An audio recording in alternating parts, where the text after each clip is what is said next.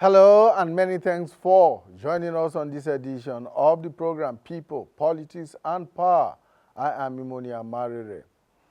Now, the Niger Delta region of Nigeria is home to its oil industry.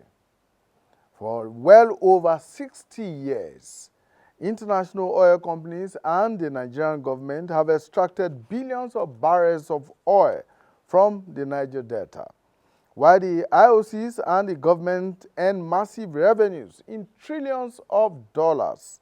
The environment, the health, and the socio-economic life of the people of the region have been devastated and left in what is described as catastrophic ruins. In March 2019, the government of Bayelsa established the Bayelsa State Oil and Environmental Commission, made up of an international panel of experts to establish the environmental, human, and economic impact of oil pollution on the state. It was also tasked with developing recommendations to address the damage done and prevent further pollution. The Commission has worked for 4 long years, and its findings are contained in a report titled An Environmental Genocide. That report was presented to the state government recently and was the focus of an international conference on petroleum pollution and just transition in the Niger Delta held in the nation's capital, Abuja. Now, I have joining me to discuss the report and the larger issues of oil pollution in the Niger Delta, Reverend Nemo Bassi. Reverend Bassi is the Director, Health of Mother Earth Foundation. He is a renowned global environmentalist. Thank you so much for joining us. My pleasure. We're also joined by Professor Ngobo Emese. He is the head of the School of Law, University of Bradford, a member of the Bayelsa State Oil and Environmental Commission.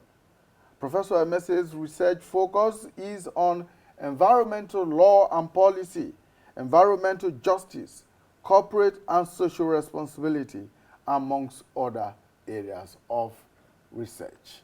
Thank you so much, Prof, for finding time to join us. Thank you very much for having me. All right. Now, to set the stage for our discussion, let's take this report by our correspondent in Bayelsa State who witnessed the submission of that report to the state government recently. The Bayelsa State Oil and Environmental Commission of Inquiry was set up by former Governor Seraka Dixon in 2019 and chaired by the former Archbishop of York, John Sentamu.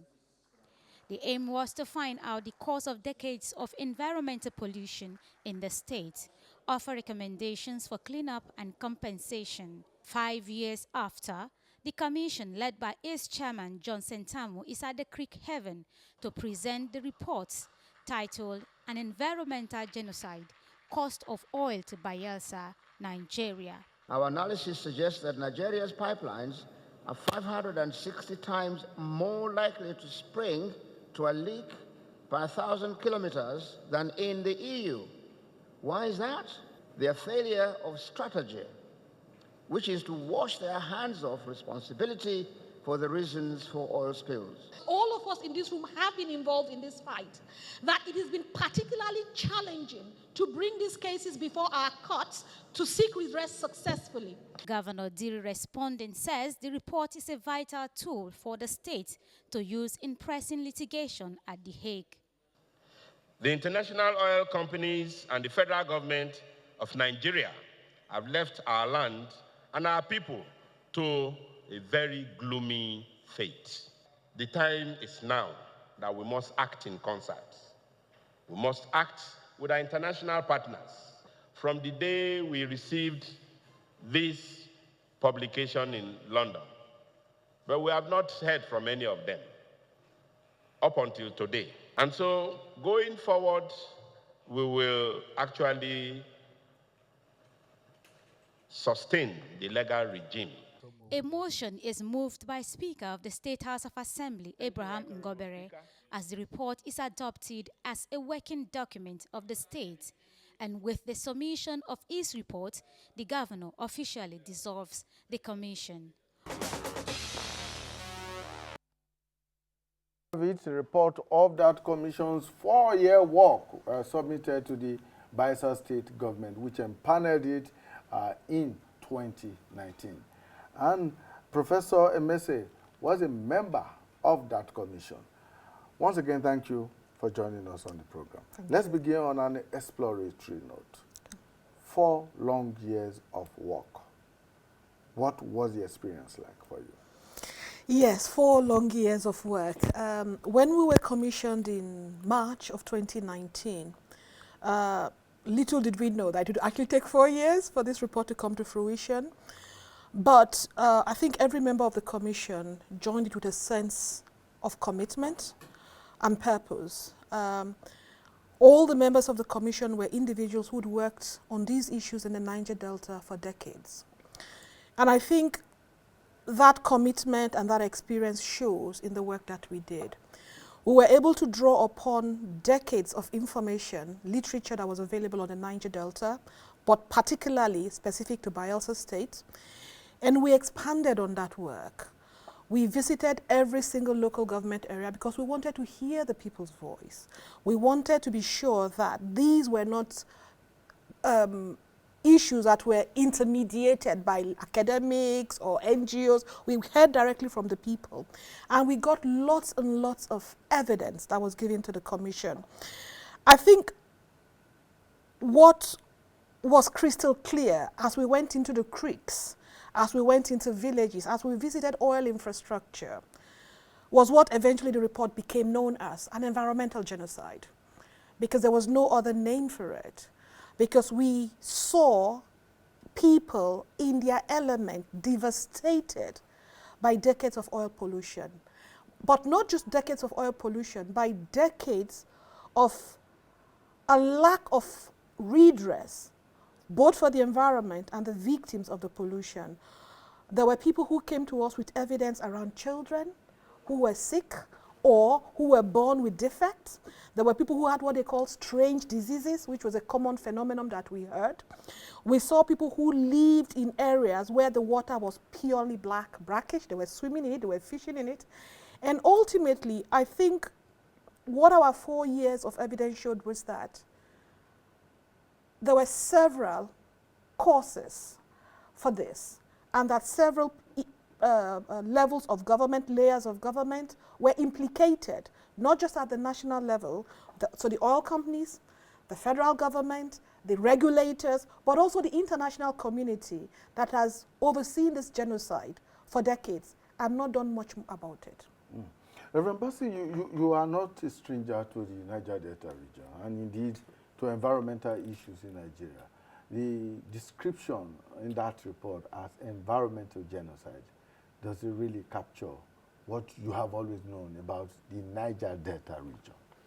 You know, the title of the report I believe, is very appropriate, very apt to describe the situation. It's not easy to find words to describe the horrors of the Niger Delta, and particularly Bayelsa State. Bayelsa State is one of the most polluted places on planet Earth, not just in the Niger Delta, because there's hardly any community you go to there. It's a riverine area. Very little attention has been paid to development of some of the communities, but all they have is one form of pollution or the other, canalization, divides communities. You're having a situation, as she mentioned, where the water is not what it used to be. The report shows that there's a per capita oil pollution of 1.5 barrels of crude oil. That means every citizen, every resident of Bayelsa State has a share of pollution that measures up to 1.5 barrels of crude oil. I mean, this is unbelievable, unheard of anywhere in the world, but that's the reality. Recently, I visited the first oil wells, you know, the ones that's the way the first oil well was drilled, you know, Tuabagi, in the Oloibri oil field in 1956. Most of those early oil wells were abandoned in the 1970s, but they're still leaking oil if you go to visit them. So even the abandoned wells are still polluting the environment, and those that are still producing now are still contaminating the environment. And it's not just crude oil pollution. The toxic water, the water that comes out, the produced water that comes with the oil, is supposed to be separated, decontaminated, cleaned up before it's released to the environment. But the level of release, the level of cleaning is very suspicious, very suspect. So you have open canals carrying very contaminated water into water bodies that would otherwise have not been contaminated. So the people are living in a very, very dangerous situation. And I'm surprised that we haven't got an environmental emergency declared over the region, not just Bayelsa, but the entire region at this time. Yes, I was going to ask you about that. How what we have found out, or what this report has found out in Bayelsa State, extends to other parts of the Niger Delta region. Because almost every state in Niger Delta region is oil producing. Absolutely. And I think the beauty of the report is that in 2011, we had the UNEP report on Ogoni environment, an assessment of Ogoni environment. Mm-hmm. Now we have the Bayelsa State Oil and Environment Commission report, titled Environmental Genocide. So we have two reports, one over the Ogoni area, now this one over the entire Bayelsa State. The two reports highlight the fact that we have a commonality of issues everywhere where oil is extracted in Nigeria, everywhere. And so this is evidence that we can't wish these issues away. There has to be attention to it. And I'm very glad that the report did not only catalog the crisis, it also made some key recommendations about what needs to be done. Okay, we'll come to the recommendation, but Prof, let's first go back to the methodology adopted by the Commission in carrying out this work. But was it just going into the communities and meeting with the people? No, not at all. Or looking back at historical records? I mean, this was a comprehensive report. I mean, we had teams working on this. So of course, whenever you're doing research of this nature, you will start with the literature to understand where the position is in terms of academic studies and all that. And other reports, because as Revs just said, there was the 2011 report, Ogoni report, but beyond that, there were so many other reports that Amnesty International, Friends of the Earth, various other people have done on the Niger Delta. So we did study to understand that. But we were very much focused on the fact that this was about Bayelsa, it was about Bayelsans, it was about the Bayelsa environment, and we wanted evidence specifically on the Bayelsa environment. So as I said, one of the things we did was we went into every community, not just to speak to people. We went to look at their oil installations. We saw with our own eyes the evidence of pollution. Reverend just talked about lack of proper cleanup. There was one community that we went to where cleanup had been done. And the community members told us that all that is done is dug and thrown elsewhere. We walked just a few yards, and the chair of the commission actually took a bucket and scooped up oil, black, in an area that the company had said was cleaned up, which was of course not the case. And that was not a lone incident. We found that in several other areas. The other thing that we clearly saw was that, as I said, this environment is absolutely devastated. One time we went, I think, to one of the areas in Southern Nigeria, down to the creeks, and we went to an ecosystem where there was devastation of the mangroves. It was dead. And the mangroves are the lungs of the earth. So when you devastate mangroves, you devastate the entire ecosystem. And one of the things that struck me was that as long as we went on a boat, the further we went, you couldn't even hear a bird chirp. It was silent. And then you felt the heat. The heat that I had never felt heat like that before anywhere. And part of my understanding is that some of that is the oil. As it evaporates, it creates some toxic environment there. But beyond that, the other thing that we did was that we actually carried out scientific research on the environment. So there were two sets of research. One was on the land and the soil, and all of that was done. But the other thing we did, which has never been done before, was that we did a study which was on health, taking blood samples and testing those samples. And we ensure that we had double peer review for those research so that we can stand on the evidence that we have. And what the evidence showed is that the people carry in their very bloods the contamination from oil. It clearly showed very high levels of toxins that are related to the oil industry. So this is not just about, oh, maybe we can prove scientifically that the oil is polluting the very blood of the people. And what some of the people will tell you will be about oil being in their DNA. You know, when we spoke to doctors, we spoke to the medical profession in Bayelsa, talking about the kinds of cases that came to hospitals. And as I said, you keep hearing a lot of strange diseases. There was one instance where they talked about children that were born and their umbilical cords will not close. So this is real. What is happening. And I think what we've done in this report is that we've created a robust body of evidence to show that all the talk about oil pollution in the Niger Delta isn't just talk, it is reality. But beyond that, it is reality that kills. Some of the data that we drew from the medical evidence was that Bayelsa has the highest level of cancers in the country. Cancers, and that was drawn from the national records of the number of people who have cancers in Bayelsa. The average life expectancy in Bayelsa is worse than most other parts of the country. So those were some of the clear evidence that we were able to distill from the work that we did. It was an interdisciplinary work from scientists, from I am a lawyer, and other groups of people. And as I said, we had layers between us. Then we did deep dives. So after we talked to the people, we then sent a team to go and do a deep dive in specific areas where they spent time in country, immersed with the people. And again, delving more into some of the evidence that we'd gathered to ensure that we could substantiate what we were saying. So it's a very robust report. It's comprehensive. It is detailed. And I think anyone who reads it can actually say what is happening in that environment. Like Reverend said, because we don't have other words to call it. Genocide is the closest we can say, but sometimes I think it's worse than genocide. It's like living in a time bomb, you know, where you're dying daily, slowly dying daily. Well, Reverend, looking at the report, how deep-seated would you say the pollution is? In reference to what was found out by the UNEP report in Ogoni. And I come from a community where gas flaring is commonplace. And that has had a very terrible impact on human health over the years. And here this report is talking about how the pollution in Bayelsa State has affected the health and the economy of the people over the years.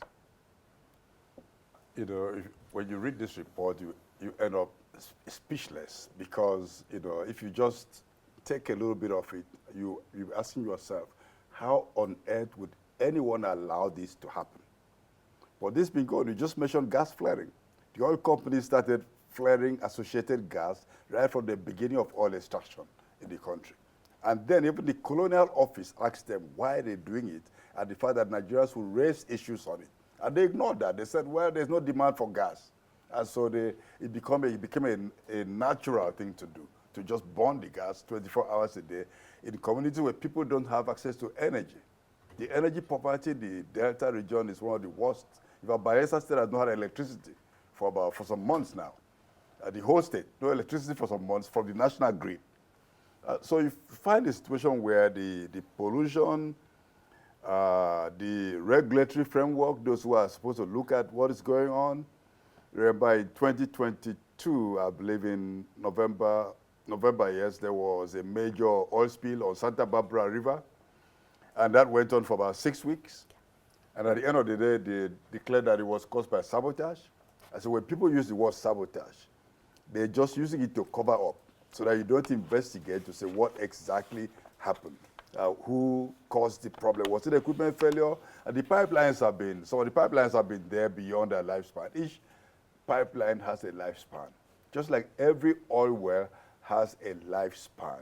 Now, so there should be a plan about what happens when the lifespan has been exhausted, just like a mine pit. But you know, we haven't seen a situation where any old oil pit has been sufficiently decommissioned and dismantled. That was one of the recommendations of the UNEP report concerning Ogoni, that those decrepit things should be decommissioned and removed.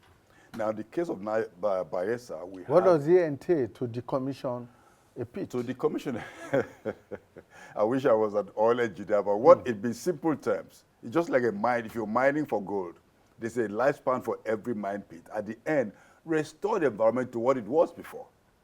This is what is expected of the oil companies to do for every oil pit. But if you go, we designate the first oil well as a national monument. That's not enough. You have to actually decommission that oil well, and you could establish something to look like what it used to look like. It should be something to symbolize it. There's nothing to be proud about an abandoned oil well that has not been decommissioned. And it's because it's cheap for the oil companies to just leave everything the way they are. The pollution is so deep-seated, and the fact that most people understood is that unless there's effective decontamination, remediation, and restoration, the problem doesn't disappear. Godi was found that pollution had gone as deep as 5 meters in some places.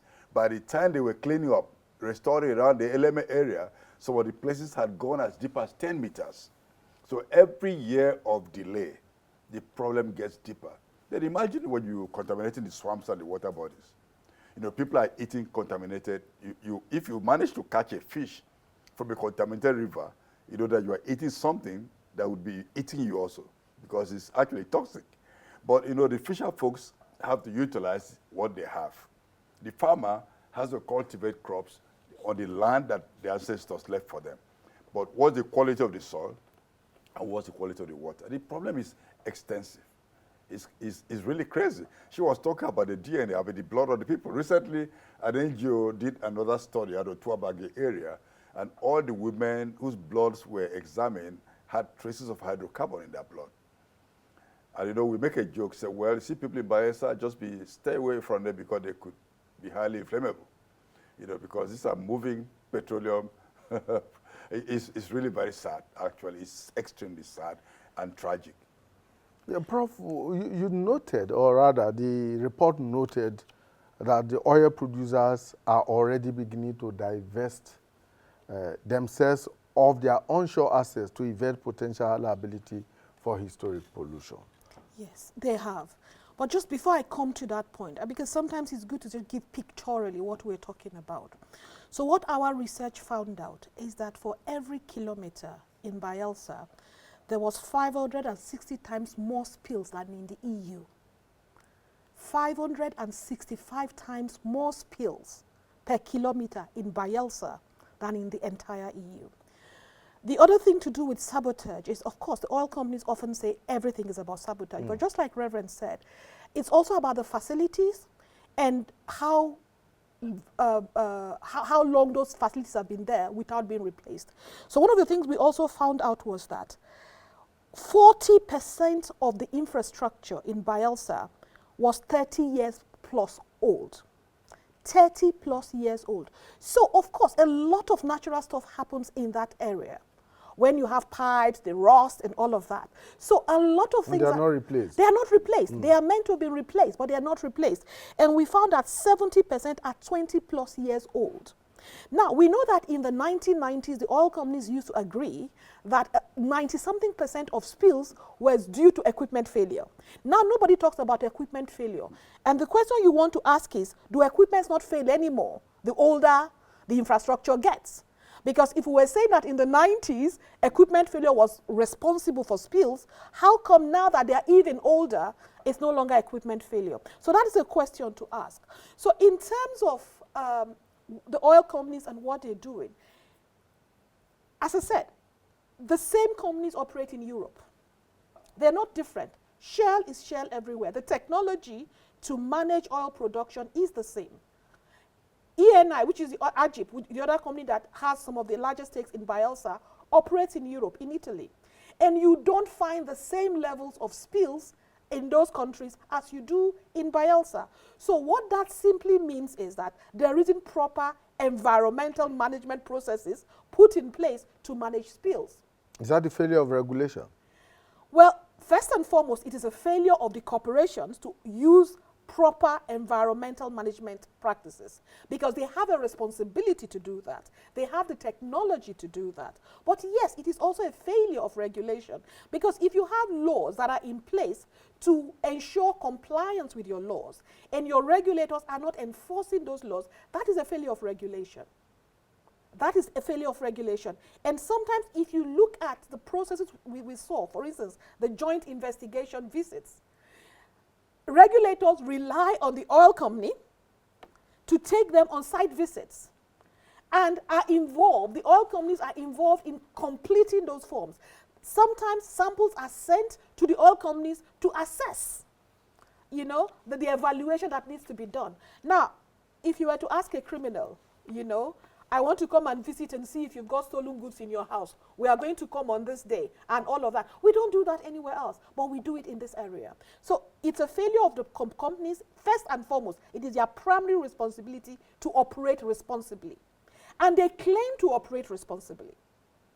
And then the Nigerian state has also failed to hold the companies accountable when they failed to operate responsibly. Now, sorry, I've sort of no, it's okay. segued Yes, from the I mean, question you asked, which is good. about divestment. Now, in Bayelsa State, and indeed across the Niger Delta, divestment is happening. We know, for instance, that Ajib has divested to Wando. What that means is that both the assets and the liabilities, which includes historical pollution, have been divested. This divestment happens without much transparency. It is it's very opaque. We don't know the terms and the conditions under which these agreements have been reached. Now, what we ask for, because of course, whether or not you divest, that is a commercial question. But if you are going to divest, have we put in place the mechanisms to ensure, the funding to ensure that the pollution that is the responsibility of the multinational is appropriately taken care of in the form of cleanup, remediation, decommissioning, as the case may be. If that is not happening, what happens is that the local companies oftentimes do not even have as much capacity as the multinational to undertake this task. And the Santa Barbara spill that Reverend talked about was one of such cases where there was a divestment to a local company, ITO. And for several weeks, they did not have the capacity to shut down the blowout that was occurring in that area. So if divestment is not done responsibly, in the sense that what we are asking, the remediation, the cleanup is not done, that will lead to even further devastation of the environment of Bayelsa. And in fact, just to add to that, because they've totally damaged onshore communities. Yes. Now, and the immediate offshore, the shallow waters. For example, you know, in Ondo State, Roro 1 has been burning for more than 4 years now. Yes. As we speak, it's still burning. And all where that blew up, burning. Nobody has stopped it. Nobody's talking about it. The regulators and all those technical people who ought to know, have the capacity to do it, they're doing nothing about it. Now you've contaminated the land, you are moving to deep waters. So if we had the deep waters near the Niger Delta or near Nigeria as the only clean area, that itself is going to be devastated because it's going to be out of view of everyone. And it will still come back to us because the fish in that area would be impacted by the pollution that will go on in the deep waters, and they'll still come to the shoreline. So it's double tragedy what's really going on. And as you mentioned, those who are buying, the companies are giving some of these companies money to buy from them. I mean, this is not even comedy. I want to buy something from you, or I want to sell something to you, I give you money to buy from me. And then if you need more money, I still give you more money to buy from me. What kind of arrangement is that? So is that and a scheme? All my staff, it's is that a scheme to avoid the responsibility for what they had caused? Well, I think this is one of it, because they're handing over everything to, we have not seen the terms of the divestment. So they're handing over to the new faces, the face companies, front companies, who they're handing over to, and they will now wash their hands off.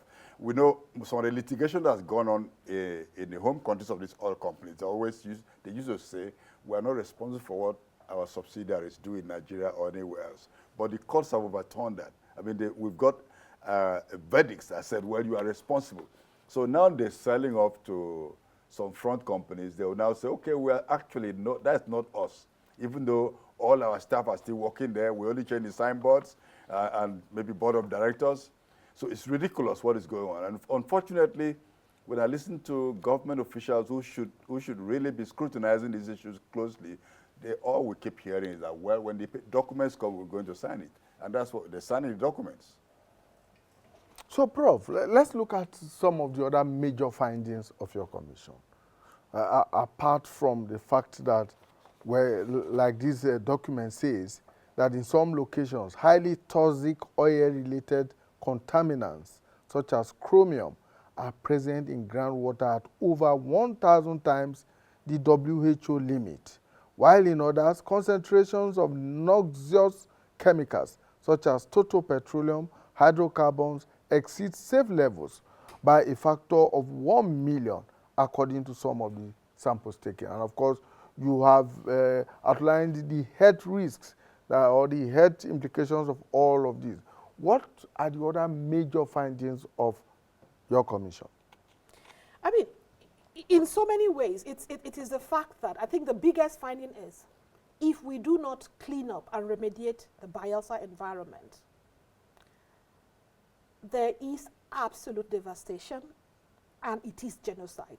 We are setting the people up to die. That is the ultimate finding of this report, because everything else just evidences the scale and the level of the pollution. It is, in fact, I think when we call it pollution, pollution sounds like you drop a bit of oil in water and the water is polluted. What we find in Bayelsa is not pollution. It is a complete devastation of the natural environment. What that means is that the people are not just impacted health-wise, they are also unable to carry out the normal functions day-to-day of survival because their land is polluted. They cannot farm properly. Their waters are polluted. They cannot fish, or if they catch fish, the fish itself will kill them. They cannot dig wells and drink water safely because the underground water is polluted. So pollution exists all around the Bayelsa. And if you go to Bayelsa, if you see how much, I mean, that's what the other thing we found, just the number of oil infrastructure. It is dotted everywhere. It is next to door to you. So on this visit, for instance, we went to see a flare that is 150 meters from where people live. And what we were told was when that flare starts, because again, people who don't understand what an oil flare means, it sounds like, oh, there's a little bit of fire. No, that's not what it is. An oil flare completely, just the experience of the flare, never mind the actual pollution that occurs to kill you, in and of itself is devastating. It is noisy, it is perpetual light, it creates imbalance in the ears for those who live around those areas, so that creates further health problems. It shakes, there are tremors around when you have a big flare. That's how powerful it is. So the very lives of Bayelsans in all its forms is impacted by oil. This is not something that affects one part of their lives and others are fine. In all of its forms. The other thing you will hear, for instance, you hear that bronchial diseases are commonplace in Bayelsa amongst children at a rate that is not the same elsewhere. So the more you look at the underlying impacts, every single aspect of life of Bayelsans are impacted in this report. So I think what we therefore have said is there has to be a holistic response to the devastation in the Niger Delta. This can't be something that a company decides, I am going to pay one local cleanup person who is going to dig the thing up and dump it there and go away. If you look at pollution elsewhere, for instance, the Macondo spill, the Gulf, billions have been spent for cleanup. The Exxon Valdez, which is but a fraction of the spills in Bayelsa, billions were spent for those cleanups. When it comes to Niger Delta, when it comes to Bayelsa, the oil companies give peanuts. And what they do is not cleanup at all. It's not remediation. They need to restore the environment. They need to ensure that there is long-term study of the impacts over time. Cleanup isn't something where you just dig up oil and you walk away. Because what about the implications of the oil already in the system, the oil in the water? And when you look at pollution in Bayelsa, because it's a riverine area, it is not contained. So oftentimes pollution can happen upstream, and then it just moves down, you know, to other areas as well. So you may do cleanup here, but what about all the communities downstream that have been impacted by that spill? So that is our ask. Our ask is that there needs to be a comprehensive cleanup of the Bayelsa environment, and that in the first instance, at a minimum, it will cost 12 billion over a 12-year period for us to be able to do that. It won't be conclusive, but that is a start, if you like. That is a down payment on the remediation that is needed in Bayelsa State. I have a concern here, Reverend. Is there a possibility that there is some level of collaboration with the IOCs by the local communities, by local leaders, by governments at the state and federal levels? At least we have established that of the regulatory bodies in Nigeria at federal level. But what about at the local levels? Do we have situations where, for instance, traditional chiefs, local chiefs, and even the people there acquiesce to this devastation that's caused by these houses? I guess if you search very carefully, you may find one or two of people standing on different platforms and demanding different things, responding differently. People who, but on the whole, generally, I think the people are being given the short end of the stick. The problem is it's a very deep-seated problem what we have, because if you look at other sectors, we also have the level of interactions between different levels of government and the people, it not being the optimum. Now, the oil corporations, whether foreign or Nigerian, mostly the select international oil companies, they operate in joint partnership, joint venture partnership with the government, federal government. And government is a bigger shareholder. So government has a big say in how they operate, even if they are the operators. And so most of the local people are just struggling to survive, whether they're chiefs or local people, that it's about survival. That's where our people have been reduced to. They don't really, I mean, even the Petroleum Industry Act itself doesn't really recognize what the people are going through. You know, people thought maybe 3% of operation cost of the oil companies would go to develop the communities, but at the same time, if there's any accident along the pipeline or any facilities, within a community, the community will be held accountable. So the little money is like giving money one hand and taking from the other hand. The money that is meant for community development may end up being taken up on the guys that community were part of those who created the problem, even where maybe an individual, let's say an individual may cause a problem, but that doesn't mean that you can criminalize the whole community, because one individual did something. But we do know, as we've said over and over again, that the claim of sabotage is just a fig leaf used by the community, by the oil companies, to avoid responsibility or accountability. What the international oil companies have done in Niger Delta is best termed as environmental racism, because they can't do it anywhere else in the world. They can't do it in their home countries, they can't do it anywhere else. But here, they simply don't care. And they've spent a lot of resources criminalizing the communities and making people point hands at communities. Maybe there's an oil spill. People tend to say, well, the oil thief, there's oil theft going on at industrial scale, and a lot of it is being siphoned and sold abroad. Now, the community, poor community people with a bucket cannot steal crude oil and sell it at the international market. So we just keep blaming the victims for no reason whatsoever. The people just want to be given a chance to survive. So how much are those practices by the IOCs and the big oil companies fueling conflicts within the region, within Bayelsa State, and among communities? Well, you know, if you are in a community, the oil companies operate like colonial lords. And one of the tactics has been divide and rule. And so they would always try to make some people feel like they're better than others, give them more greater say in certain things. I mean, we don't need to say, well, this is where it happened, this is where it did not happen. But we know that this is a technique by which they use to divide the people so that they can keep oppressing the people, and the problem continues. So it's a very deep-seated crisis that has a history and that has to be confronted. And I believe the Bayelsa State report, confirms the fact that, look, it's not something to toy with. And when it was given to the governor, he promised to implement the recommendations, and in fact to set up a committee or a body that will oversee the implementation of the recommendations.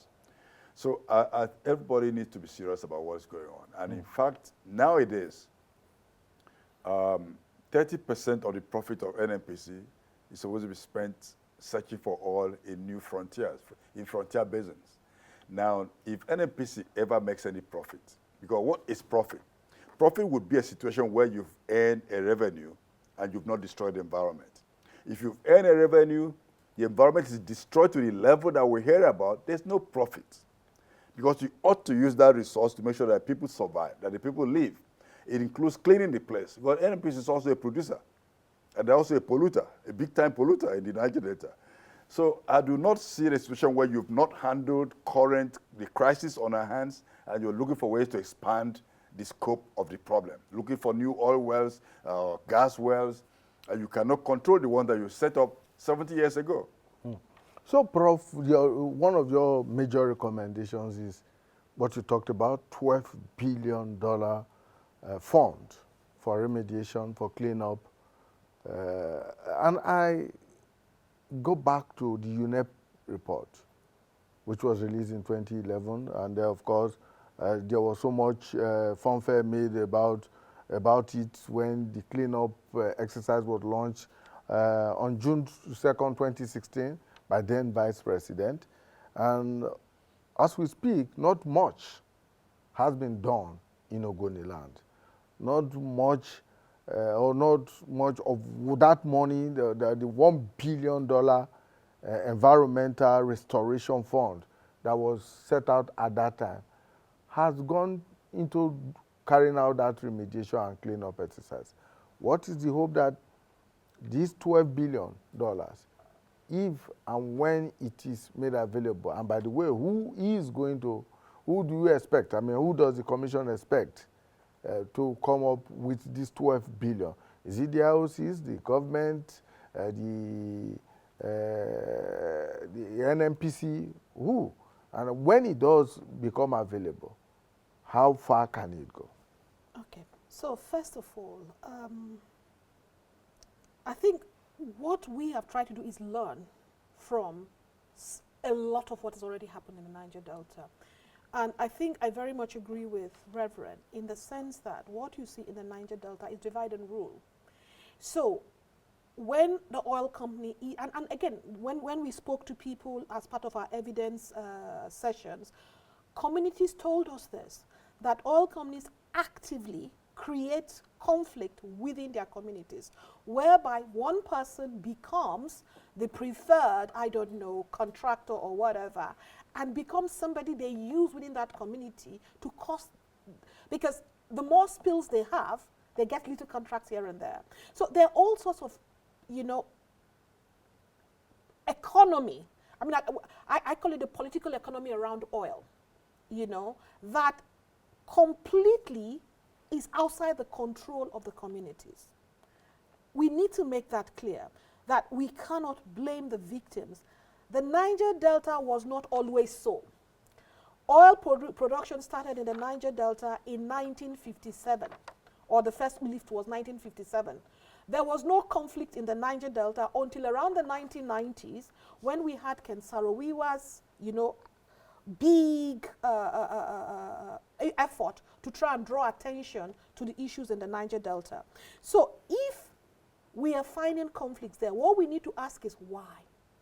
What are the structures, the frameworks in place that is enabling this? What are the enablers for this conflict? That question needs to be asked, and I don't think it's always asked properly. Now, in terms of the oil companies and the sabotage issue, what we have called for is a no-fault liability regime, because that is what you find elsewhere. In other words, if there is an oil spill, who brought the oil spill on the land? The oil companies. If there's an oil spill, you are responsible for the oil spill. Now, if you find a criminal who sabotaged your well, you can use criminal law to go against that person. But the victims in the locality are not all criminals, just like Red said. The environment that is devastated affects everybody. So if you find somebody who sabotages your oil well, go against them. But if there is an oil spill, use no-fault liability. And that is based on the polluter pays principle in international law. the polluter must pay. The polluter has to take on board all the externalities, all the impacts from the operation as part of their costs before they make profit. Why they keep declaring so much profit is that the Niger Deltans are the ones investing in their profits. They are investing with their lives, they are investing with their health, they are investing with their environment, and the oil companies go away with the profit. So, if we have no fault liability, that will force oil companies to put in place mechanisms that will allow sabotage not to happen. Because we know that we live in a country where you can guard facilities. Maybe you will not site your facilities in an environment that will be open to be easily, quote unquote, sabotaged. So, that's one of our key recommendations. No fault liability based on the polluter pays principle. If you bring oil on land and it causes pollution, you pay. It's as simple as that. It is not new. It is known to common law. It's always been used in other countries, and we can use the same in Nigeria as well. So I think when we do that, that will give some responsibility to say, if I have a facility, I need to make sure that spills do not occur wherever it comes from. Now, in terms of the fund, what we have said is that that fund needs to come first and foremost from the oil companies, of course, but also it needs to come from other key stakeholders. The primary contribution should be the oil companies. But we've also asked for a trust fund to be set up. Because at the end of the day, in most other countries where you have oil pollution, in fact, under international law, or you have oil poll and all of that, where there is a fund, so that if there is a spill, you can go there, draw on the spill, clean up, before you begin to find who is responsible and who is not responsible. But primarily, the oil companies should contribute to that fund. And of course, governments are joint venture partners, so they have a part to play in that as well. But we've also said that the international community should also be involved in this, because oil is an international business. The oil from Bayelsa ensures that the lights stay on globally, ensures that every other activity in other parts of the world carry on. So everyone is invested in this cleanup happening. So that's where we come from as far as ensuring that the money is available is concerned. And I think it's doable. We actually think that 12 billion still is pittance compared to how much the oil companies invest in cleanups. I know, for instance, that some of the cleanups, for instance, in the UK, you'll have a 12-year period where the companies go year on year to check, that the remediation that has been done is successful and that everything is as it should be. We're not doing that in Nigeria. That needs to happen. So even the 12 billion we feel is an initial deposit. It is not the entire amount. Now, in terms of how we ensure that the money is used properly, the Commission has also recommended that we have an oil recovery agency, which will not be made up only of Bayelsans, but of reputable international bodies that can help support this. So, for instance, when we tendered the report to the governor yesterday, we had a lot of NGOs, reputed, including Amnesty International, including OMEF, who were part of that. There are bodies that are ready to support that process. And we said if we do that, there can be proper oversight of what is done on the ground, so that we ensure that that money actually goes to the cleanup and the remediation. But there is further work around the health aspect. We said there needs to be continuous monitoring of the health situation in Bayelsa. More research needs to be done around the health. Rev has also talked about the women and a lot of gestational issues, miscarriages and all of that. All of that needs to be studied and ensure that we have long-term implementation that allows for Bayelsans to live. That's all, to live. So, Reverend, on a final note, how far can the Bayelsa State government go with this report? Well, how much can it do with what this report has put forward, its findings, its recommendations? Well, the report, knowing that it's a sub-regional, government, and much of oil politics is really outside of its control. Unfortunately, I would say. But I think the Bayelsa State government has taken a step that is commendable, highly commendable. This is what the government at the center ought to have done. I mean, the unit report was done after a lot of pressure from the Ogoni people, starting from the creation of the presentation of the Ogoni Bill of Rights that eventually has even not been responded to comprehensively. And so this one has built on also the example of It's the reality of Bayelsa State. I'm happy that the government had to take this step because it is so obvious. People want to farm, you just dig the soil to plant a tuber of yam and you find crude oil coming out of the ground. You know, just like, you know, you don't need to dig far to find crude oil, especially where there has been an incident before. So now the report has presented a template for action by the state. Now the state cannot obviously do everything alone. Your question is how far it can go. It has gone far already by producing this report. So now it's for everyone to come to, it's now for the government at the center to speak up on this report. Not just speak up on this report, but to see that a similar study is done across the entire region. Because we need to have a cleanup. The environment is all interconnected. The riverine system is connected. If you clean up Bayelsa State, you don't clean up River State, you don't clean up Delta State, the pollution is going to eventually come back to the areas. And so we need commitment from the federal government to take up this report, bring the funds needed, get the IOCs to bring the polluters to pay for it, and then get it done. It's a real big eye-opener that, you know, sometimes in the past, there's been some reports done, but I remember a long time ago, there was a Niger Delta environmental survey that was commissioned by Shell. It was never completed, or at least the report was never released. And you can find the manuscript and other parts. But now we have two very clear reports. As she mentioned, there are other reports that researchers have done and organizations have done. Now is the time to ensure that implementation is done, because what is governance if everybody's dead? The lifespan of the people in Niger Delta is just slightly, maybe 41 years. Nationally, it's a scandal that Nigerian life expectancy is 56 for women and about 53 or 54 for men. I mean, this is one of the lowest anywhere in the world. People are talking about having problems with having very old-aged populations. Here we are saying we have a lot of young people. Why do we have so many young people in Nigeria? Where are the elders? They are dead because of environmental pollution. And this document, this report, has underscored that fact, that we can't keep quiet in the face of this devastation. What we have is not just genocide, it's also ecocide. Because the biodiversity is entirely affected. And they're not speaking, they're not complaining. So we're speaking on their behalf. Humans have to speak on their behalf. We speak on their behalf because thank you so much. If they are well, it is well with us. If Great. they die, we die also. Thank you so much. It's a healthy place to leave the discussion. Thank you so much, Prof. Reverend Nimo Bassi is a Director Health of Mother Earth Foundation and a renowned global environmentalist. Thank you so much for joining us. And Professor Ngobo Emese is the head of the School of Law, University of Bradford, member of the Bayelsa State Oil and Environmental Commission. Professor Emese's research focus area is on environmental law and policy, environmental justice, corporate and social responsibility, amongst other areas, which is her field of study. Thank you so much for your time. Thank you very much. Right, that's our program for today. Please join us again when we bring you a fresh edition of People, Politics, and Power. There is an emergency in the Niger Delta, and particularly so in Bayelsa State. This report clearly says so, and it is time to act now. Bye for now.